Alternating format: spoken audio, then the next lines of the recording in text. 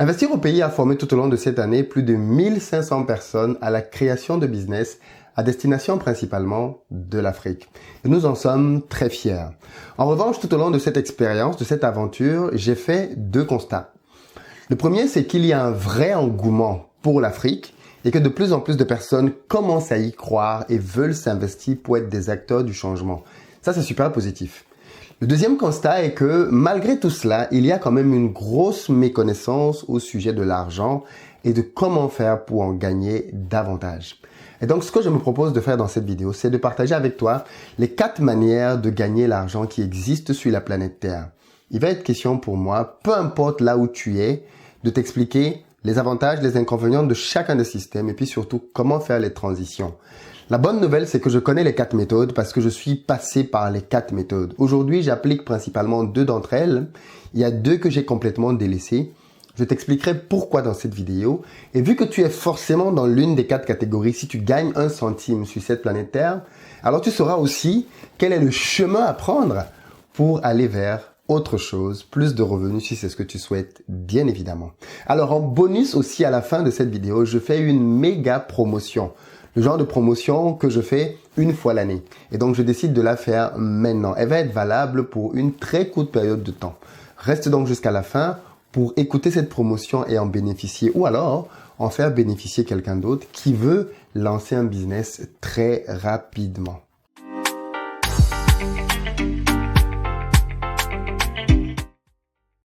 Salut à toi et bienvenue sur ma chaîne. Moi, c'est Philippe Simo et ici, je parle d'entrepreneuriat et d'investissement parce que je suis convaincu que ce sont les 2 piliers sur lesquels les Africains doivent s'appuyer pour faire émerger leur continent. Donc, si toi aussi tu veux faire partie de cette belle aventure, 2 choses à faire. La première, abonne-toi à cette chaîne et active les notifications pour être informé de l'apparition de nos nombreuses vidéos hebdomadaires. L'idée, c'est qu'elles te donnent du contenu business comme celui-ci pour t'aider à passer à l'action. Et puis, la deuxième, va dans la barre de description, clique sur le lien pour recevoir gratuitement le petit livret que j'ai écrit intitulé 10 bonnes raisons de devenir entrepreneur. C'est un tout petit livret qui se lit rapidement et qui va te permettre de te bâtir un bon mindset pour t'aider à te lancer et à réussir dans les affaires. Alors, si tu ne l'as pas encore fait, dépêche-toi d'aller dans la barre de description pour réserver ta place pour nos prochaines journées de formation en présentiel.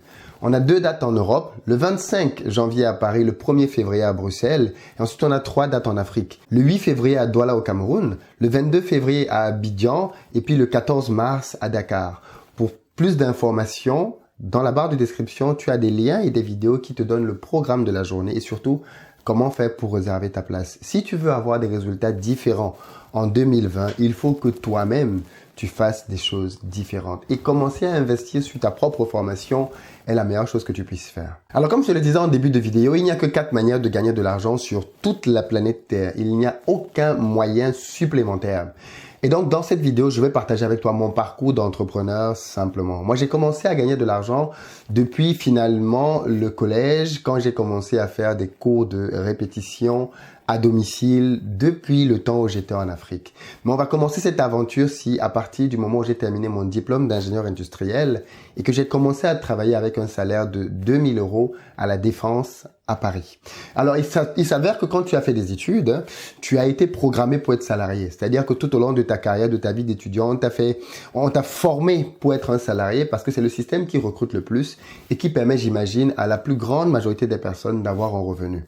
Et donc, moi, bien évidemment, comme tout le monde, moulé dans le système, j'ai fini mon diplôme d'ingénieur et j'ai trouvé un job à 2000 € avec lequel j'ai commencé ma carrière. Il se trouve que, en tant qu'ingénieur, j'ai très rapidement compris l'intérêt de l'épargne et j'ai commencé à épargner beaucoup d'argent. Ceci m'a donc permis de pouvoir réaliser un certain nombre de choses. Le salariat, c'est bien parce que ça a certains avantages. Le salariat, c'est bien pour ceux qui recherchent de la sécurité, les gens qui ne veulent prendre aucun risque.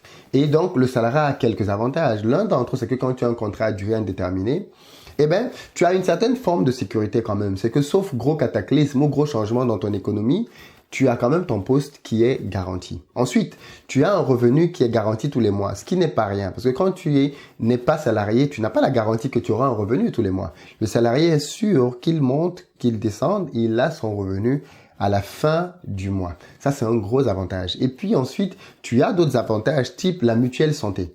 C'est-à-dire qu'avec le salariat, tu peux te projeter et bien évidemment savoir que si tu as un problème de santé, la mutuelle va couvrir les frais de tes éventuels problèmes de santé. Et ça, bien évidemment, c'est un avantage supplémentaire. Le salaire, c'est aussi pour les gens qui veulent se garantir une retraite tranquille.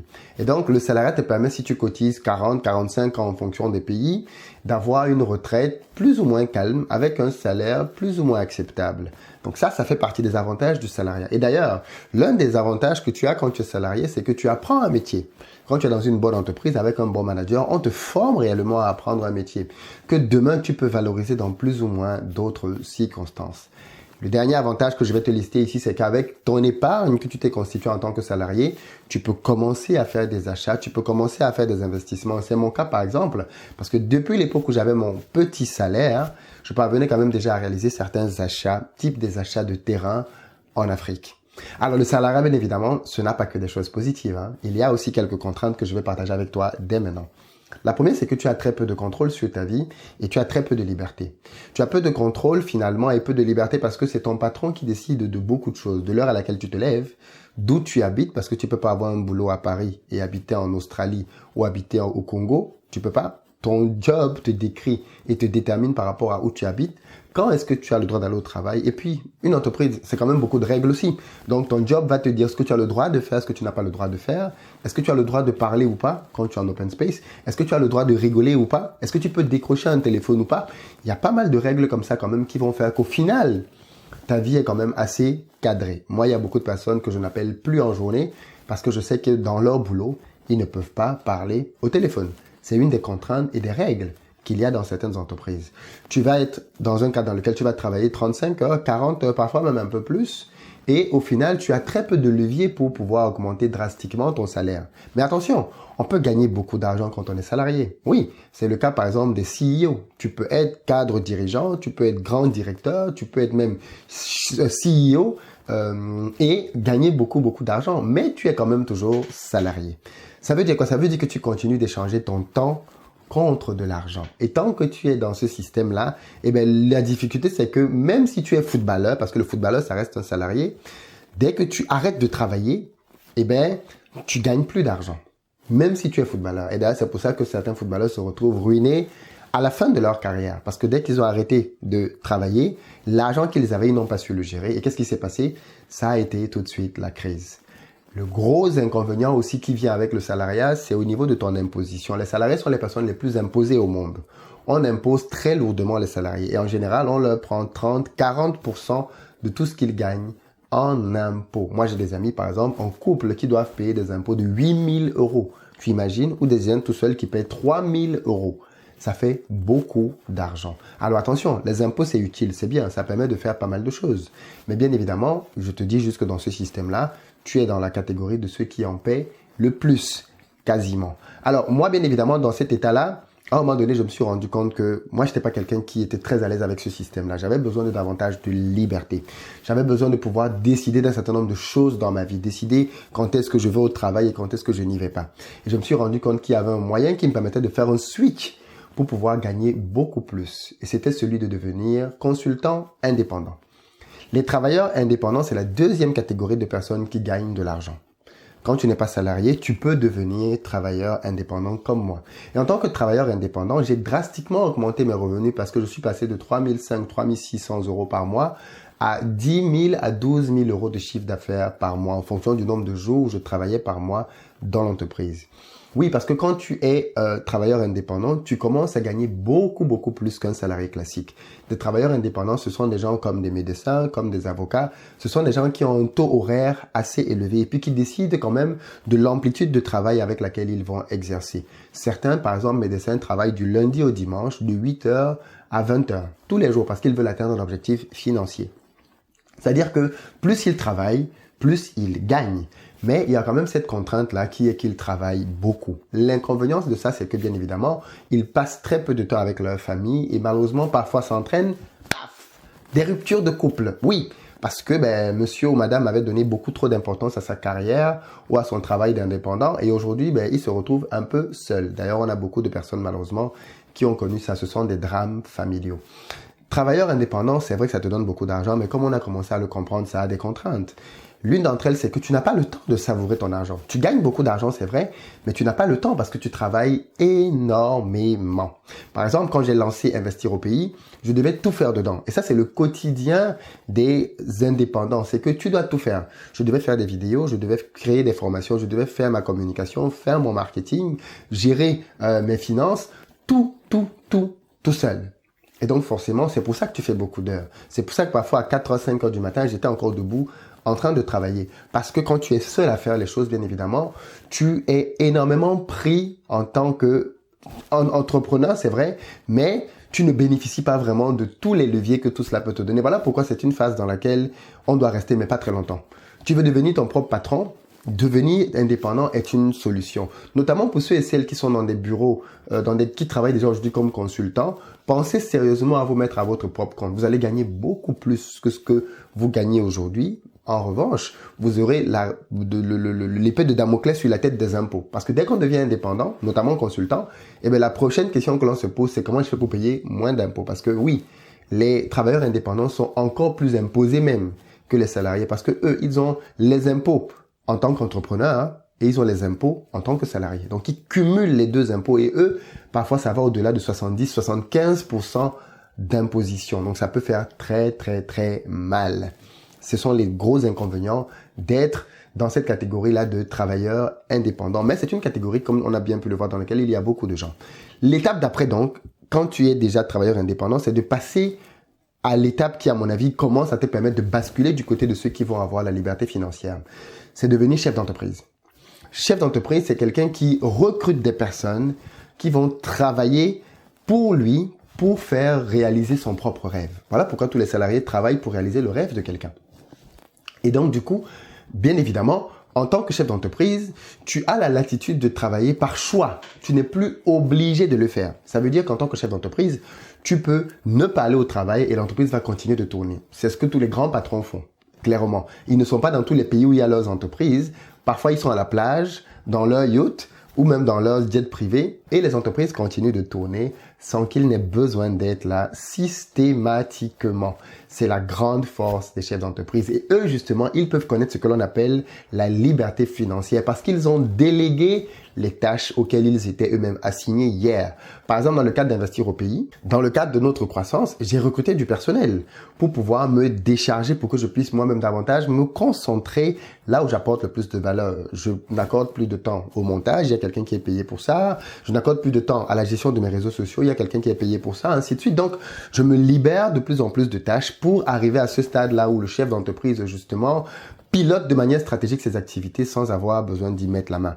Mais par exemple aussi pour le boulot de consultant, l'étape d'après, c'est de pouvoir recruter des collaborateurs que toi maintenant tu vas mettre en mission chez des clients et tu vas prélever une partie de l'argent que chacun d'entre eux te rapporte pour te rémunérer toi. Donc du coup, tu n'as plus besoin d'être en tant que consultant dans des entreprises, mais désormais tu es comme un chef d'entreprise qui lui a des consultants qui travaillent dans ses effectifs. Et c'est un moyen de gagner excessivement d'argent. Donc, en tant que chef d'entreprise, tu es vraiment là comme quelqu'un qui est un stratège. Et c'est la même méthode que j'utilise, par exemple, dans mes activités au pays. Je n'y suis pas. Je suis ici en Europe et pourtant mes activités tournent là-bas. Mais comment ça se fait? Eh bien, j'ai dû recruter quelqu'un. Alors, je me suis trompé plusieurs fois, j'ai perdu beaucoup d'argent. Mais aujourd'hui, le système, on l'a trouvé. Et donc, du coup, moi, mon rôle aujourd'hui, c'est de pouvoir déterminer de manière stratégique vers où on va aller. L'année prochaine, par exemple, on va lancer plusieurs élevages. L'élevage de porc, l'élevage de moutons. On va, par exemple, tester aussi pas mal de choses en pisciculture. Voilà, moi, je suis à ce niveau stratégique-là. Et ensuite, derrière, j'injecte l'argent pour faire que tout ça puisse être exécuté. Mais derrière, il y a des gens qui vont s'assurer que la stratégie qui a été définie doit être accomplie, les objectifs doivent être atteints, ainsi de suite, quoi. Il y a désormais des gens qui travaillent. Pendant ce temps, je suis là avec toi, je fais une vidéo pendant qu'ils sont en train de travailler. Pendant ce temps, on est ensemble ici. Et les choses se font en parallèle. Voilà le type de système que j'aide aussi les gens à créer. Parce que dans mes formations, justement, et on va en parler dans quelques minutes, donc attends un peu parce que j'ai une grosse promotion à t'annoncer. Et bien dans mes formations, j'explique justement aux gens comment créer des systèmes comme cela. Des systèmes dans lesquels ils vont pouvoir être externes au système et le système va pouvoir fonctionner sans eux, même s'ils sont à l'étranger. Donc voilà, la vraie force du chef d'entreprise, c'est qu'il n'échange plus son temps contre de l'argent. Si tu es donc chef d'entreprise, et c'est le problème aussi de certains chefs d'entreprise, et que tu n'as pas compris que c'était ça le but du chef d'entreprise, et que tu continues de tout faire à la place des autres, alors ton entreprise, mon ami, j'ai beaucoup de soucis avec ça. C'est-à-dire que tu as des chefs d'entreprise qui s'accaparent les choses, qui ne veulent pas lâcher le lest, alors qu'ils ont recruté des gens pour ça et ils sont là tout le temps en train d'être le nez dans le guidon à tous les niveaux de leur boîte. Ce genre de boîte ne prospère pas longtemps parce que une fois que tu as pu sortir d'une entreprise et qu'elle continue de tourner, la valorisation de cette entreprise-là est très intéressante. Parce que tu peux vraiment la vendre et la vendre cher. Parce que tu as créé une machine qui peut tourner en roue libre. Et donc, quelqu'un peut te dire, OK, ton business là te rapporte telle somme tous les ans. En plus, tu n'es même pas dans le business. Donc, je peux te le racheter sans que toi-même, tu ne sois plus là. Et je te paye de l'argent et moi, je récupère le business. Oui, tout à fait. Parce que c'est un actif qui tourne. Donc, c'est vraiment très, très, très puissant. Alors, je te rassure, j'ai pas l'intention de vendre, d'investir au pays. Tu continueras de voir ma tête. Mais en tout cas, c'est quelque chose qui est possible. D'ailleurs, même certaines personnes vendent leur chaîne YouTube parce qu'ils ont créé des systèmes dans lesquels les gens, la chaîne rapporte de l'argent sans qu'il n'ait besoin lui-même d'être dans les commandes de la chaîne YouTube. Aujourd'hui, des gens gagnent 3, 4, 5, 10 000 euros grâce à des chaînes YouTube qui tournent en automatique. D'ailleurs, si tu ne sais pas faire ça, dans la barre de description, tu as un lien vers une vidéo de formation pour t'expliquer comment créer une chaîne YouTube qui rapporte de l'argent même quand tu n'es pas là. Donc voilà. Tu as vraiment cet avantage-là, je te disais, c'est que tu peux créer une machine à cash. Est-ce que tu t'es déjà demandé comment est-ce que les gens qui avaient des entreprises faisaient pour s'acheter de belles voitures, de beaux appartements et autres? Bien souvent, ce n'est même pas avec leur argent. Oui, parce que quand tu es entrepreneur, quand tu es chef d'entreprise, la grosse différence avec les deux premiers systèmes que l'on a vu tout à l'heure, c'est que toi-même, tu peux décider de payer très peu d'impôts. Voilà pourquoi beaucoup de gens sont souvent choqués de dire, mais comment des milliardaires payent si peu d'impôts? Mais je vais t'expliquer comment ils font. Eh bien, ils font ce qu'on appelle de la défiscalisation et parfois, ils n'ont même pas besoin de tricher parce que c'est légalement permis. Prenons un cas de figure très simple. Une entreprise, par exemple, comme Investir au pays, qui fait 500 000 euros de chiffre d'affaires, d'accord? C'est l'entreprise qui a fait ce chiffre-là. Eh bien, l'entreprise peut décider à la fin de l'année de payer des impôts sur les 500 000 euros ou alors de décider de réinvestir cet argent-là dans certains éléments. Donc, du coup, l'entreprise peut décider d'acheter une Ferrari pour le dirigeant pour l'entreprise. 200 000 euros, on achète une bonne Ferrari et il reste 300 000 euros. Mais qui va conduire la Ferrari? C'est le dirigeant de l'entreprise. Donc, du coup, c'est le bien de l'entreprise. Mais qui possède l'entreprise? C'est le dirigeant. Donc, le dirigeant bénéficie bien évidemment des biens de l'entreprise. L'entreprise peut décider aussi d'acheter un appartement à Paris pour 200 000 euros pour pouvoir avoir des locaux là-bas. Et une fois que l'appartement a été acheté, l'entreprise peut décider d'ameubler tout ça avec 75 000 euros. Donc, voilà comment est-ce que l'entreprise dépense 475 000 euros. Et il reste juste 25 000 euros sur lesquels elle peut décider d'être imposée.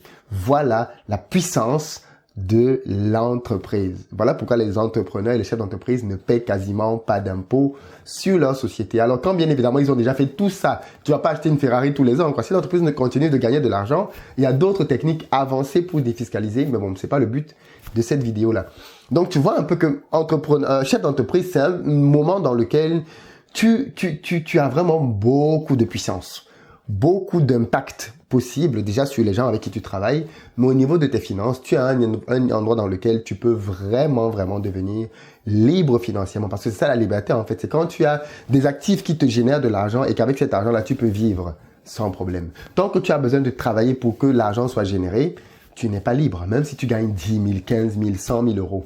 Tant que tu as besoin de travailler pour produire ça, tu n'es pas libre. Du tout.